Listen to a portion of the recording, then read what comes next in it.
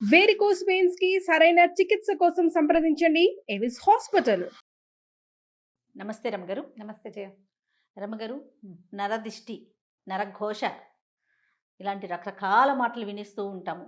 పిల్లలకి తగిలిందని, ఇంటికి తగిలిందని, వ్యాపారానికి తగిలిందని, హ్మ్. నాశనం అయిపోయామని, వాళ్ళ దిష్టే తగిలింది, వాళ్ళ కన్నే పడిందని హ్మ్. ఇలా చాలా వింటాం కదా రమగారు. నిజంగా దిష్టి ఉంటుందా? ఇప్పుడు పిల్లలకైతే ఏదో మంగళవారమనో, ఆదివారమనో ఎండుమిరపకాయలు తిప్పేయటమో, ఉప్పో, కోడిగుడ్డో ఇలా తిప్పి పడేస్తూ ఉంటారు. హ్మ్. మరి సంస్థలకి జరిగితే నిజంగా ఒక మనిషి కన్నుకి అంత పవర్ ఉంటుందండి? ఉంటుందా అంటే ఉంటుంది. నరుడి కంటికి నల్లరాయి అయినా ఆ! పగులుతుందంటారు. ఇదొక సామెత. హ్మ్. ఎలా ఉంటుందంటే జయ, మాటలకి చాలా పవర్ ఉంటుంది. చూపుకి చాలా పవర్ ఉంటుంది.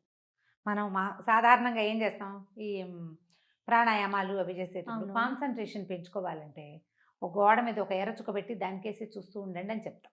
ఆ! ఇది నేను చెప్పాను కూడా ఇదివరకు చాలా మంది చెప్తుంటారు. పెద్దవాళ్ళంతా చెప్తారు. ఆ! ఆ పెద్దవాళ్ళ దగ్గర విని నేను కూడా చెప్తుంటాను. ఆ చుక్కకేసి అట్లా చూస్తున్నామనుకో, మొదట అసలు అది సూదిమొన పొడిచినంత చిన్న చుక్క కాసేపటికి పెద్దదవుతుంది. ఇంకా పెద్దదైపోతుంది. తర్వాత కళ్ళంతా నిండిపోతుంది. చుక్క అంతే కదా ఉంది. మన కళ్ళకేమైనా పవర్ ఉందా? ఏం లేదు. చూడగా చూడగా ఏమవుతుందది? పెద్దది. పెద్దదైపోతుంది. ఏదైనా చూసి ఎంత బావుందో, బావుందో, బావుందని పదే పదే ఇప్పుడు పిల్లల్ని ఎక్కడికైనా బజార్ తీసుకెళ్ళాం. నలుగురు మన ఫంక్షన్‌లకే తీసుకెళ్ళాము. అందరూ అబ్బో! పిల్లాడు బాగున్నాడు, బాగున్నాడు, భలే ముద్దుగా ఉన్నాడు. అబ్బో! వీడు ఎంత యాక్టివు అట్లా 5, 6 సార్లో, 10 సార్లు అని అందరి కళ్ళు వాడు ఎటు టింగ్ టింగ్ ఎగురుతున్నాడనుకో అందరూ వాడికేసి చూస్తుంటారు. ఓ 2, 3 గంటల తర్వాత పిల్లాడు కింద పడతాడు. లేకపోతే వాడేదో ఎందుకో నస మొదలుపెట్టి ఇక ఏడ్చుకుంటూ ఉంటాడు. కన్ను తగిలేసింది పిల్లాడికి. అందరూ చూస్తుండేసరికల్లా ప్రతి వాళ్ళ కాన్సంట్రేషను ఒక విషయం మీదకే వెళ్తే అక్కడ ఒక డిస్టర్బెన్స్ ఏర్పడుతుంది. మానవ శరీరాలకి చుట్టూతా ఒక ఆరా ఉంటుందంటారు. అవును. చుట్టూతా ఒక చిన్న కాంతి వలయం ఉంటుంది. ఈ వలయం దెబ్బతినిపోతుంది. హ్మ్. దానివల్ల మనం దిష్టి తగిలింది అని చెప్తాం. ఇప్పుడు దాన్ని నరదృష్టి. హ్మ్. ఎంత బావుందో వాళ్ళ అబ్బాయి ఎంత బాగున్నాడో, అంటే అదేం పిల్లాడమ్మా అలా ఉన్నాడు అన్నా కూడా దిష్టి తగులుతుంది. ఓహో! పిల్లాడు బాగులేదన్నా బాగున్నాడన్నా దిష్టే, ఓగున్నాడన్నా దిష్టేనంటారు. ఓకే. ఏమి బాగుండలే పిల్లాడు, ఏం బాగుండలేదు పిల్లాడన్నా కూడా దిష్టే. పిల్లాడు బాగున్న దిష్టే, బాగుండకపోయినా దిష్టే. చూస్తూ ఉంటే జనం చూసిన కొందికి ఇబ్బందొస్తుందనమాట. అయితే ఇప్పుడు సంస్థలు లేదా వ్యక్తుల గొప్పతనాలకి జనం ఏమిటి ఇప్పుడు, అమ్మో! వీళ్ళెంత సంపాదించేస్తున్నారో అని గాను, హ్మ్. లేకపోతే ఎంత పేరొచ్చేసిందో అని గాని, హ్మ్. అందరూ దాని గురించే మాట్లాడి, ప్రతి వాళ్ళు దాని మీదే దృష్టి కలిగి ఉంటే దాన్ని నరఘోష అంటారు. ఘోష. ఇప్పుడు నోటితోటి ఒక మాట అంటాం కదా జయ, వీళ్ళెంత సంపాదిస్తున్నారో, లేదా మంచి సంపాదనొచ్చింది అని అన్నా లోపల ఒక మంట ఉంటుంది మనకి. హ్మ్. హ్మ్. ఒక్కొక్క వ్యక్తిని బట్టి, వాళ్ళ మనస్తత్వాన్ని బట్టి. అవునవునవును. అవును. వాళ్ళది పాజిటివ్‌గా చాలా కష్టపడ్డారు, ఇవాళ పైకొచ్చారు, రూ. 10 తెచ్చుకుంటున్నారు అన్న మాట పైకి అన్నా కూడా లోపల అది ఉంటుందో, ఉండదో. ఇంటెన్షన్ వేరేగా ఉంటుంది. ఆ! లోపల ఉడుకుతోందనుకో, బయటికొచ్చిన ఈ మాటలలో ఒక రకమైన వైబ్రేషన్ రిలీజ్ అవుతుంది. ఓకే. అదే ఘోషగా పరిణమిస్తుంది. నీకు చూడు చాలా అబ్బో! Super couple, super family, super పిల్లాడు, బ్రహ్మాండమైన చదువులు అన్నవాళ్ళు పుసుక్కిన అక్కడ ఏదో అయిపోతుంది. ఆ! ఆ వితిన్ మొగుడు పెళ్ళాం డేస్‌లోనే కొట్టుకు టర్న్ చచ్చిపోతారు. అయిపోతారు. వాళ్ళు కొట్టుకు చచ్చిపోతారు. ఈ పిల్లాడు పరీక్ష రాసి రేపొద్దున్న ఐఏఎస్ ఇంతే అనుకున్నవాడు యాక్సిడెంట్ అయ్యి అక్కడెక్కడో పడతాడు. లేకపోతే అక్కడికెళ్ళాక రాదు కొంతమందికి. ఫెయిల్ అయిపోతారు. లేదా అన్నీ బానే ఉంటాయి. అవేం ఫెయిల్ అవ్వవు. వీళ్ళకే ఏదో అనారోగ్యమో, చెప్పుకోలేని ఇబ్బందులో వీళ్ళ వీళ్ళ సక్సెస్ అంతా అలాగే ఉంటుంది. కానీ వాళ్ళ జీవిత ప్రయాణం మహా విసగటగా మారిపోతుంది. రోజు ఏదో ఒక చిన్న ప్రాబ్లమ్ తోటే ఉంటుంటారు వాళ్ళు.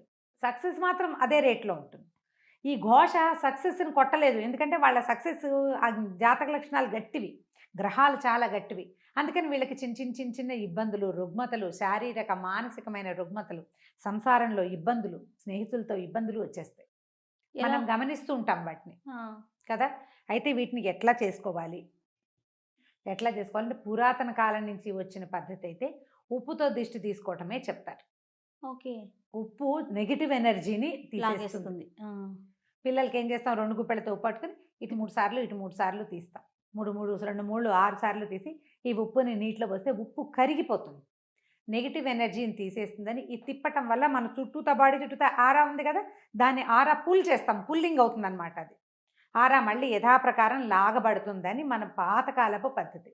ఇప్పటికీ కూడా ఈ నెగిటివ్ ఎనర్జీని పోగొట్టుకోవాలంటే ఎప్పుడూ ఉప్పు క్యారీ చేయాలని చెప్తారు. ఇళ్లల్లో మనం ఇంట్లోకి వెళ్తాం, ఈ మన హాల్లో కనపడే చోట రాళ్ల ఉప్పు ఒక కప్పులో పోసి పెట్టడం, నెల నెల మార్చేసుకోవాలి. బాత్రూముల్లో ఉప్పు పోసి పెట్టుకోవటం, బాత్రూంలో కూడా ఒక గ్లాస్ బౌల్లో ఉప్పు అని తెలియాలన్నమాట, అటు పెట్టుకోవటం. తర్వాత ఎక్కడి నుంచైనా బయటికి నుంచి వస్తే నీళ్ళల్లో కాస్త ఒక చిటికెడు ఉప్పు వేసుకొని, రాళ్ల ఉప్పు వేసుకొని స్నానం చేయటం 4 చెంబులు. ఇంకా అదే చెయ్యాలి. ఇంట్లో ఉప్పు నీళ్ళలో ఉప్పేసి ఇల్లు తుడుచుకోవటం, నెగిటివ్ ఎనర్జీ తగ్గుతుంది దీంతో. తర్వాత ఎప్పుడు ఏదైనా ఒక భగవన్నామ స్మరణని అలవాటు చేసుకోవాలి. అప్పుడు ఈ బయట నుంచి వచ్చే వైబ్రేషన్స్ని లోపల నుంచి వస్తున్న వైబ్రేషన్ ఫైట్ చేస్తుంది. సూపర్, బాగుంది కదా, చాలా బాగుందండి. ఏదో ఒక భగవన్నామ స్మరణ మన ఫోన్లోనే ఒక ఏదైనా ఒక శ్లోకమో ఒక స్తోత్రమో రింగ్ టోన్ లాగా పెట్టుకోవడం, సినిమా పాటలు కాకుండా. మన ఫోన్లో అంటే ఇలాంటి పరిస్థితి ఉన్నవాళ్ళు గాయత్రి మంత్రం అని నేను చెప్పను, నేను దాన్ని అందరూ ప్రొనౌన్స్ చేయడం మీద పెద్దగా ఆసక్తి ఉండదు నాకు. సాధారణంగా ఏదో మంత్రం, ఒక భగవత్ సంబంధమైన భజన, ప్రార్థన, అవతల వాళ్ళు మన ఫోన్ రింగ్ చేయగానే ఆ ప్రార్థన వినపడాలి వాళ్ళకి. వాళ్ళలో ఏదైనా నెగిటివ్ ఇంటెన్షన్ ఉన్నా ఈ ప్రార్థన వాళ్ళకి తగ్గించేస్తుంది. బాగుంది. మనకు కూడా మనం ఇప్పుడు వాళ్ళకి అది వినపడుతుంది, మనకు వినపడేందుకు ఒకటి ఉంటుంది కదా రింగ్ టోను, అది కూడా ఏదైనా అయితే ఇప్పుడు ఈ భగవన్నామస్మరణ పెట్టుకున్నాం అనుకోండి, అది మధ్యలో కట్ చేసినట్లు అవుతుంది మనం ఆన్ చేస్తే. అవునవును. అందుకని అది చెయ్యకూడదని చాలామంది భావిస్తారు. 2 నామాలు పెట్టుకోండి, ఏవైనా పాటలాగా కాకపోయినా ఫుల్గా 2 నామాలు పెట్టుకుంటే అప్పుడు వాళ్ళకి అవతల వాళ్ళకి అది వినపడుతుంది, మనకి ఇది వినిపిస్తుంది. 2 రింగ్స్ వచ్చేసాక మనం ఆన్ చేసినా పర్వాలేదు, స్తోత్రం కాదు కదా. అవునవును. ఆ నామం పూర్తయ్యాకే ఆన్ చేయండి ఫోను. లేదా సన్నటి తంబురా శబ్దం పెట్టుకోండి. వీటి వల్ల ఏమవుతుందంటే ఈ ఈ వైబ్రేషన్ వల్ల అది కొంచెం తగ్గుముఖం పడుతుంది. ఉప్పు ఎప్పుడు పనిచేస్తుంది. ఇప్పుడు సంస్థల్లో సమస్య వస్తుంది, సంస్థల్లో కూడా ఆకుపచ్చటి చెట్లు, మనం ఇప్పుడు బోల్డెన్ ఇండోర్ ప్లాంట్స్ వచ్చినాయి కదా, ఆకుపచ్చటి చెట్లు, ఉప్పు రాళ్ళు, ఈ 2 ఎప్పుడు మనుషులకి లోపలికి వచ్చిన వాళ్ళకి బయటికి వెళ్ళే వాళ్ళకి కనపడేలాగా పెట్టించుకోవాలి. ఓకే. ఈ 2 చాలా కంట్రోల్ చేస్తాయి. నేనైతే గ్రీనరీ చాలా ఇష్టం నాకు. ఇప్పుడు ఒక దాంట్లోకి వెళ్ళినా కూడా పచ్చదనం మనకి బుద్ధికి నెగిటివ్ ధోరణిని రానివ్వదు. అవును అవును. ఇది చాలా బాగుంటుంది కదా. అక్కడి నుంచి లోపలికి వెళ్ళంగానే పోస్టర్స్ అవి ఇవి పెడతారా, అవి బాగా మంచి ప్రకృతి వనాలని వేటినైనా పెట్టడం, ఆ పోస్టర్లని ఏవో బొమ్మలు కాకుండా గ్రీన్ పిక్చర్స్ ఇలాంటివి పెట్టుకుంటే అదంతా కూడా నెగిటివ్ ఎనర్జీని తగ్గిస్తుంది. ఉంటాయి, ఇది లేదు అని అనడానికైతే వీల్లేదు. దాని ఎఫెక్ట్ ఖచ్చితంగా ఎంతో కొంత పడుతుంది. నమ్మం అనుకున్నారు మీరు, మాని నేను నమ్ముతాను, నేను చేస్తా. ఇప్పుడు ఒక గ్లాసులో ఒక కప్పులో ఉప్పు పోసి పెట్టినంత మాత్రాన ఏం నష్టం? అదే కదా, అంతేనా? మన ఇంట్లో 2 ఆకుపచ్చటి చెట్లు పెట్టుకుంటే మనకు లాభమే కానీ నష్టం లేదు కదా, మనకు మంచిదే కదా, గ్రీన్గా కనపడతాయి. అంతే. ఓ రాళ్ల ఉప్పు ఉంటుంది, ఓ వస్తువు అట్లా ఉంటుంది. ఎప్పుడు మనం షోపీసులు పెట్టుకోవట్లా బోల్డ్, ఇది కూడా పెట్టుకుందాము, ఏమైపోతుంది? ఇల్లు క్లీన్ అవుతుంది అనే సంగతి మనకు తెలిసిందే. చీమలు దోమలు కొంచెం తక్కువగా ఉంటాయి, చీమలు రావు పెద్దగా ఉప్పు పెట్టి తుడిస్తే. ఈ నెగిటివ్ ఎనర్జీ ఒకటి తగ్గిపోతుంది. ఇంట్లో ఏదైనా సరే చీకటి మూలల్లో చేరేటువంటి రకరకాల శక్తులు అవన్నీ బయటికి పోతాయి.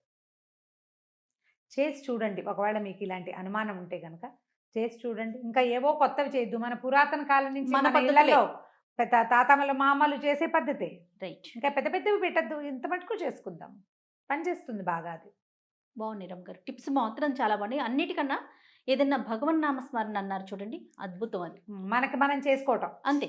ఎట్లా ఇప్పుడు కూర్చుంటున్నాం, రామా అని కూర్చోటం, లేస్తావు కృష్ణ అనిలే. ఆ రాముడు కృష్ణుడు ఆ శబ్దాలలో నుంచి వచ్చేటువంటి వైబ్రేషన్ నిన్ను ఖచ్చితంగా కాపాడుతుంది. దేని నుంచైనా, అన్నిటి నుంచి కాపాడుతుంది. అలవర్చుకోండి, కనీసం వాళ్ళు మనని వదిలిపెట్టకుండా ఉంటారు. ఖచ్చితంగా రమ్మగారు. నమస్తే. నమస్తే.